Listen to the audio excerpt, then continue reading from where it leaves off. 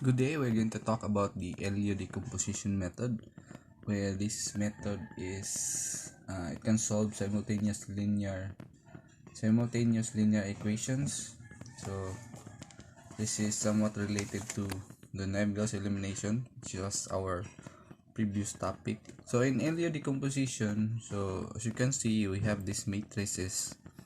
Matrix A, this is the coefficient matrix, this is the variable, and this is the constant matrix of the linear equations. Say the coefficient matrix here is based on a matrix where matrix A is equal to matrix L times matrix U, where L is this is what we call the lower triangular matrix. This is the U is the upper triangular matrix. So this is where the method was based on. This is based on the L and U, the lower triangular matrix, and the upper triangular matrices matrix. So where we can substitute this formula in this equation. So this will be L times U times matrix X equal to constant matrix. So this equation will be substituted in this equation, so that's why in siya. So if we multiply both sides by an identity matrix, which is the inverse of L times U times X equal to the inverse of L times the inverse of times the constant matrix, which is this one. So the inverse of L times L, so mahimo siyang identity matrix. So mahimo man siyang, this will be an identity matrix. So therefore identity matrix is all the elements equal to 1. So therefore pwede na to siya i-neglect lang sa. So this will be U times X equal to inverse of L times C.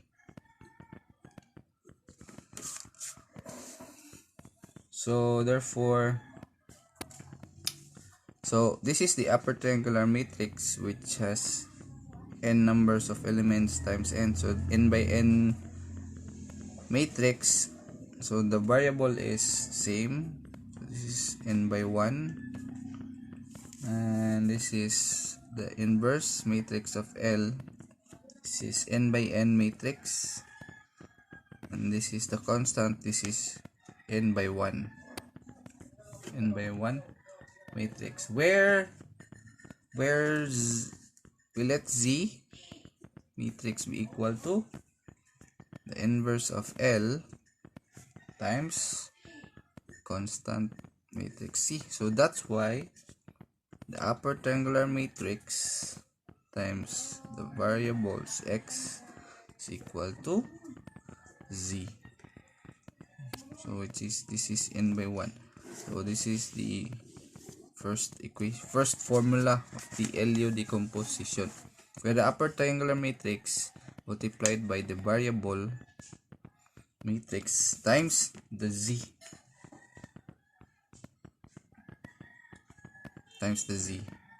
So in order to find the other formula, which is the, as you can see, the only unknown here. So if you look at this equation, what we're going to look is the variables matrix. So as you can see in this formula, upper triangular matrix, we can solve this one. The X is unknown. Z is unknown, since we need to find a way in order to find the constants of Z. So that's why we need to find and another formula which in this equation, so the inverse of L is 1 times C equal to Z. So how about we multiply this one with the lower triangular matrix, pahimo siyang identity, and then we can find for the unknowns, which is the elements of Z. So this will be an identity matrix, so therefore this will be C equal to L, matrix L times Z. So as you can see, we have now two formulas, which is upper matrix times X and then equal to Z, and the other one is the constant is equal to the lower triangular matrix times Z. So the first equation is L times Z equal to C. The second one, so this is the first formula we need to use, and then the upper triangular matrix times X equal to C. So in order to find the unknowns, which is the X, we need to find first the Z.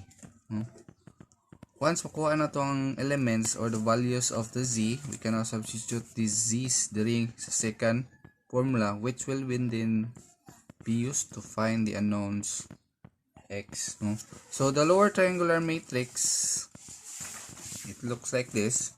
So where lower triangular matrix, so unlike the upper, so ang dere, ang zeros niya is na dere.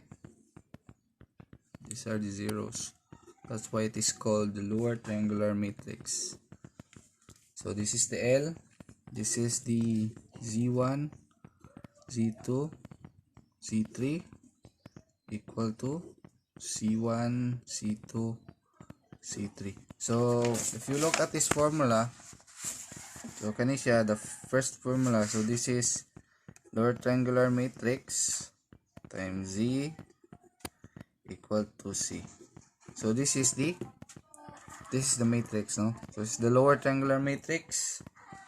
This is the Z, this is C1. So constants are given, so we can solve for the values of Z1, Z2, and Z3 using forward elimination. This is, we can find Z's, the values of Z's, if you use the forward elimination.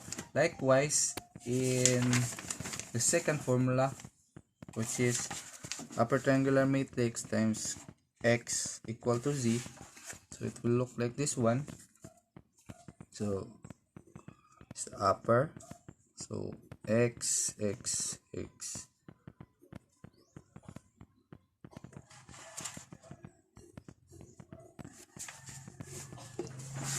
So this is the difference between the lower and upper. So the lower triangular matrix, dari ang zeros, no? So dari lower ni.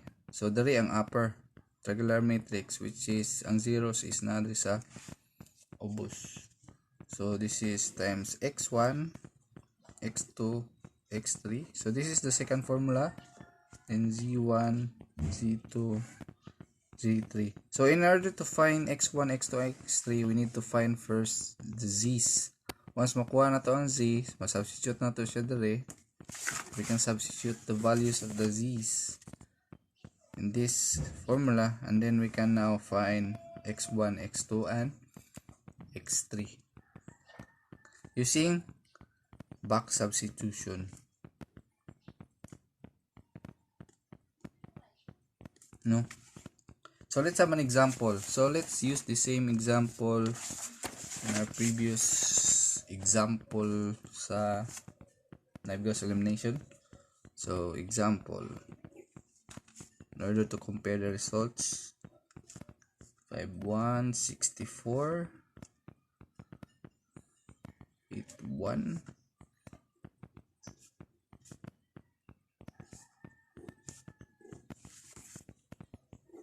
x1, x2, x3. This is 106.8, 177.2, and 279. So same example, for the knife Gauss elimination. So first step is to find the upper triangular matrix, no, where this is A is equal to L and U. Ahama tong A yan eh. Where's the A matrix? This is the A matrix, this is the X, this is the constant, no?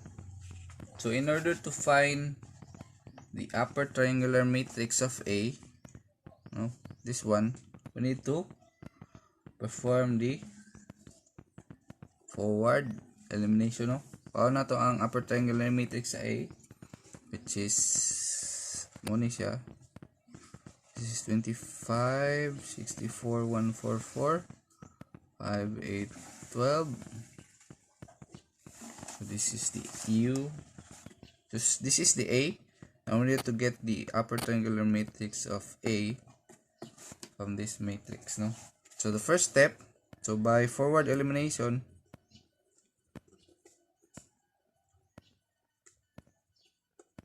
so there are 3 unknowns, no? So therefore there are 2 steps. So first step is, so this is, how about we multiply matrix 25, 5, and 1.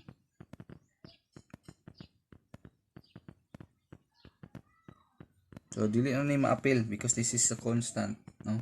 Multiply nato ni, so make this 64 equal to 0. So that's why this is, multiply nato siya og times 64 over 25. So 64 over 25, which is equal to 2.56. So always remember this one, kanya value. So in the, this will be used later in the lower triangular matrix. So let's make this one the element of the lower triangular matrix, row 2, column 1. So that is row 2, column 1 of the lower triangular matrix, which is then multiply na to siya dere. This will be 64, 12.8, and this is 2.56. Wrong. So this is 64, 12.8. So minus na to si 64, 8, and 1. Subtract with this one, 64, 12.8, 2.56. So this will be 0. This is negative 4.8. This is negative 1.56. So this is the new second row. So how about 0 na ni? How about this one? 144 na pod. So multiply 25, 5, 1 by, so this is 144 divided 25. This is 144 divided 25, which is, this is 5.76. So like this one, this is row 2, column 1. So sa lower triangular matrix kani, may mo na siyang row 3, column 1 sa lower triangular matrix. So therefore this will be 144, 28.8. So 5.76 times 1, so this is 5.76. Then next, substitute for this row with this new row. So this is 144, 12, and 1 minus 144, 8.8, 5.76. So result will be 0, negative 16.8, negative 4.76. So these are our new second row. This is the third row of the new equation. So let's summarize sa first step, no? So this is our first step. So this is 25, 5, 1. So our new second row is 0, negative 4.8, negative 1.56, 0, negative 16.8, 4.56. So where we have the element of our second row first column sa lower triangular matrix, this is 2.56. Third row first column, this is 5.76. So this is our new equation. So we need, so since it's 3 unknowns, kinahanglan tag second step. So in our second step, so we need to ito ning i-0 ni kaning 16.8. So you can do that by multiplying this second row, 1.56 times negative 16.8 divided by 4.8. So this will be 3.5. So therefore 3.5 now will be our the mo ni atong elements sa lower triangular matrix, row 3 column 2, row 3 column 2.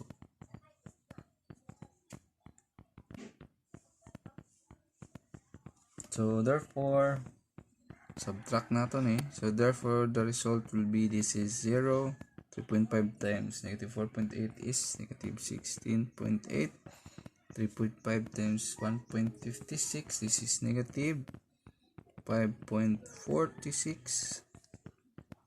Ini subtract na to, 0, negative 16.8, negative 4.56 minus 16.8.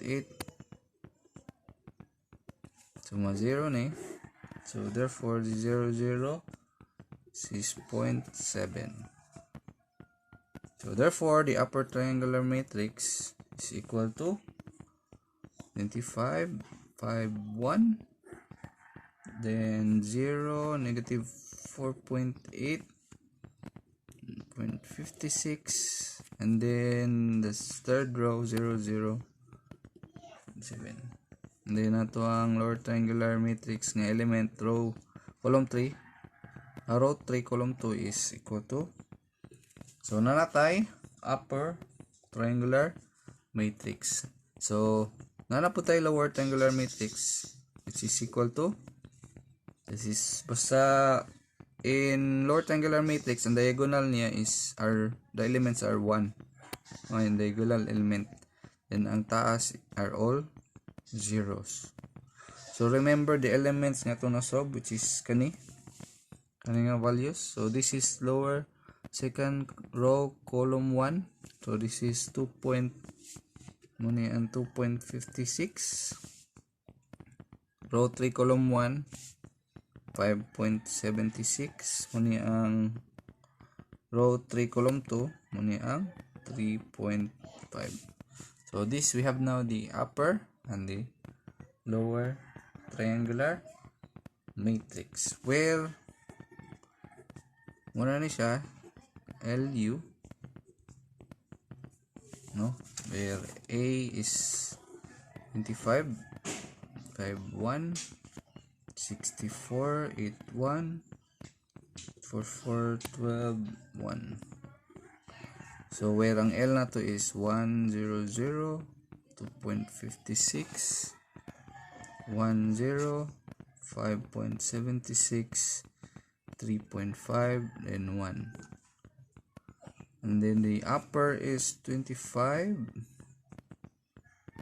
5, 1, 0, negative 4.8, 0.56, 0, 0. So these are the matrices, the coefficient matrix, the lower triangular matrix of this A, upper triangular matrix, no?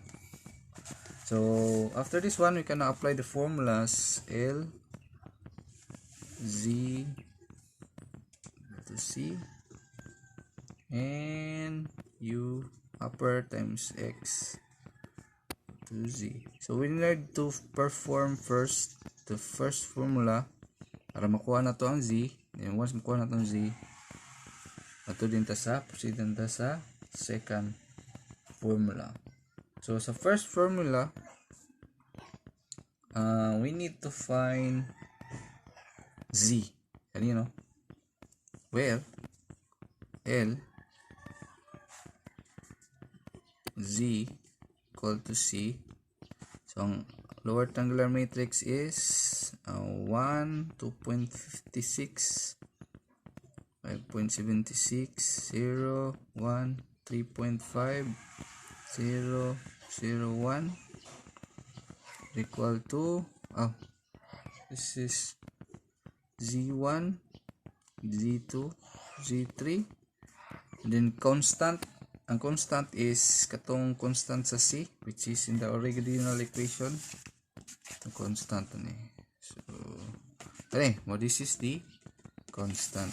So this is now 106.8, 177.2, 279.2. So in order to calculate Z1, Z2, and Z3, so we need to perform forward substitution. By the way, this is not forward elimination, this is forward substitution. Forward substitution, by the way. So this is forward substitution. So in forward substitution, we need another paper, which is this one, forward substitution, where in the first row Z1 is just equal to 106.8. So Z2, sa row 2, this is equal to 2.56 Z1 plus Z2. So 0 naman na siya, equal to 177.2. So therefore, solve na tong Z2.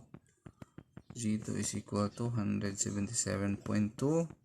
Transfer na to the speakers, minus 2.56 times 106.8. So therefore, Z2 is equal to negative 96.208. So for Z3 is equal to, this is 5.76 Z1 plus 3.5 Z2 plus Z3 equal to 279.2. So Z3 is equal to 279.2 minus 5.76 Z1, which is 106.8, minus 3.5 times negative 96.208. So therefore Z3 is 0.76. So you have now Z1, Z2, and Z3. We can now solve for the value of X now. So therefore,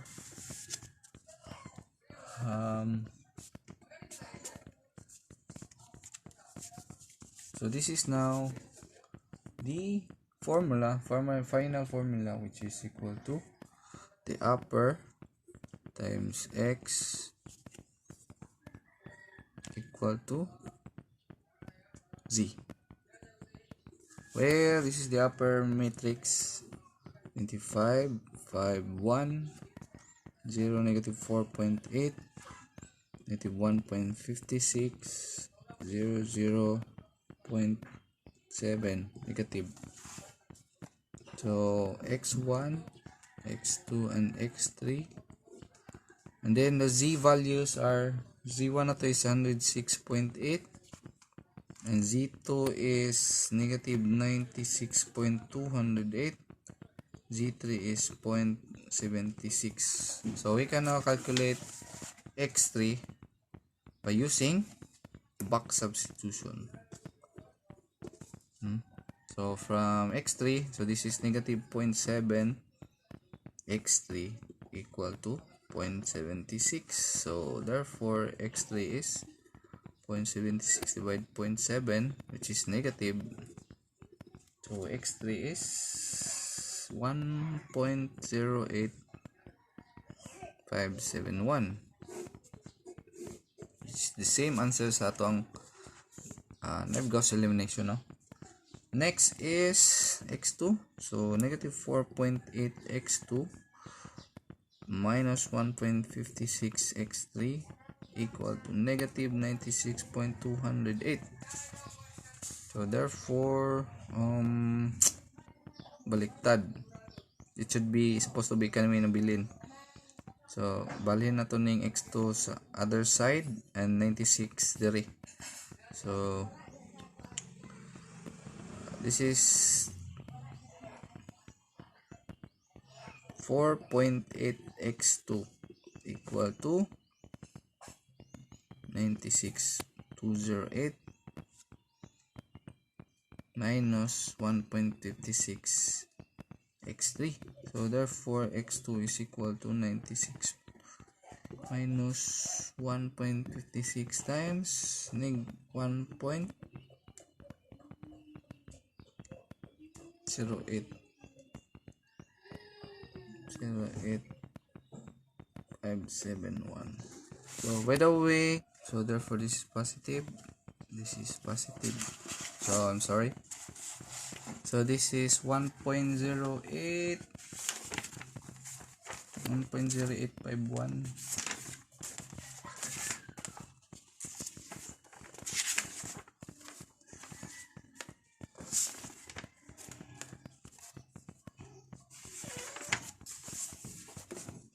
So therefore divide this one with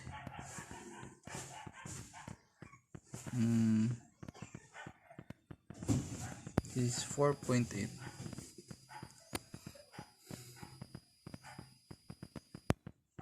So x2 is equal to 19.6905.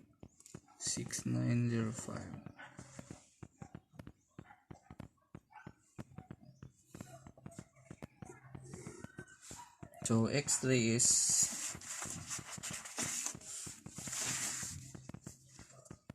so last one is 25x1 plus 5x2 plus x3 equal to 106.8. So therefore x1 is equal to 106.8 minus 5, 19.6905 minus 1.08571 divided by 25. So this is x1 is equal to 0.290472. So these are the unknowns. Ato na solve, no? x3 is equal to 1.05871, x2 is 19.6905, x1 is 0.29, which is the same as the Gauss elimination nga atong na solve. So that's it.